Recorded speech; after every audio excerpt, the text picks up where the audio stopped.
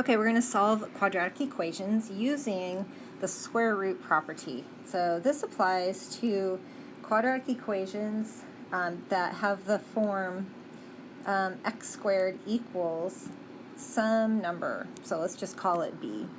And if we have it in that form, what we can do to solve it is to take the square root of both sides. And so we end up with x equaling plus or minus square root b. All right, I left the plus or minus off up here.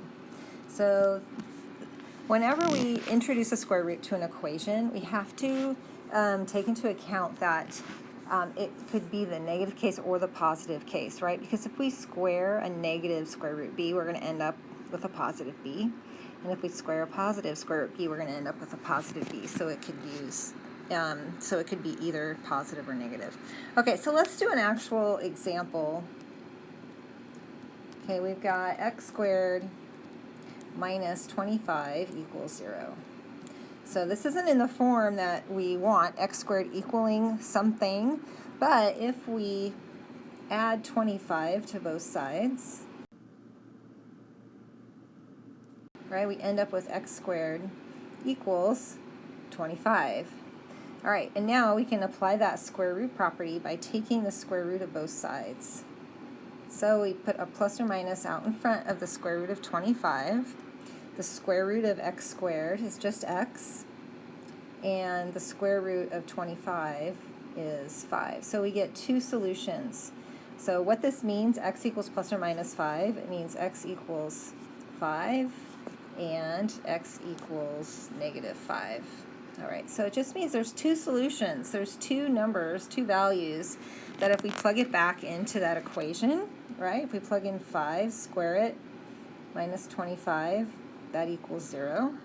And if we plug in negative 5, square it, subtract 25, that equals 0.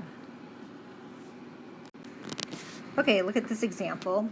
Now, again, the key that we're going to be able to use the square root property is that there is no x term. So no term in the quadratic equation that has just an x, right? We've got an x squared, and then we have got constant terms, but we don't have a x term. We don't have like 3x or negative 5x. So that's the key to being able to use the square root principle. Now, we do need to get it so that it's just x squared equal to some value. So we want to isolate the x squared.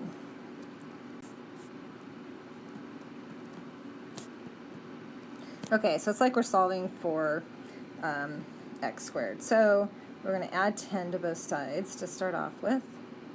All right, so we get 3x squared equals 60. And now to get x squared by itself, we divide by 3 on both sides, and we get x squared equals 60 divided by 3, which is 20. We take the square root. It's going to undo that squaring. Do that to both sides. So we've got x equals plus or minus square root of 20. So 20 has a factor that's a perfect square, right? 4. 20 can be written as 4 times 5. So we can write this as x equals plus or minus square root 4 times square root 5. And then, of course, that square root 4 will simplify to 2. So our solutions are x equals 2 square root 5 and x equals negative 2 square root 5. Okay, this next one, we don't have just x squared, but we do have something squared. And that's what we want to isolate. We want to isolate the x minus 3 squared. And then we can apply that square root property. All right, so we're going to add 49 to both sides. So we get x minus 3 squared equals 49. And to undo the squaring on the left side, right, we're going to take the square root, because that undoes that squaring. And we're going to do that on the right side too. So plus or minus square root 49. So we end up with x minus 3 equals plus or minus 7. Add 3 to both sides to get the x by itself. And we end up with x equals 3 plus or minus 7. So this is going to give us two solutions. The plus case, we get 3 plus 7, or 10. And the minus case, 3 minus 7, a negative 4.